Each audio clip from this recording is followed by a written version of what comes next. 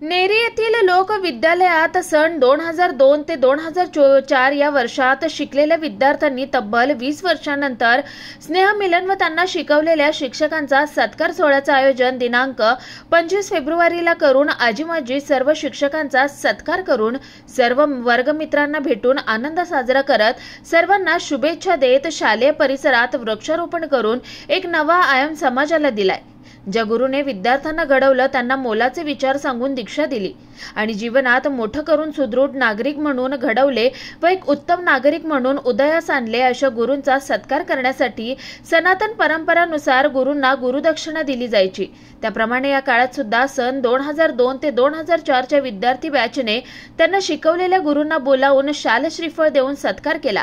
तसेच गुरूंनी दिलेले मंत्राने पुढे जाऊन डॉक्टर, इंजिनियर, वकील, शिक्षक, उत्तम व्यावसायिक होऊन प्रगती साधली असून समाजात मानाचं स्थान निर्माण केल्याचं विद्यार्थ्यांनी सांगितलं असून या स्नेहमिलन सोहळ्याच्या आयोजनातून 20 वर्षा अगोदरचे सर्व वर्गमित्र मैत्रिणी एकत्र येऊन सर्वांचं मनोमिलन झाल्याचं मत व्यक्त केलं।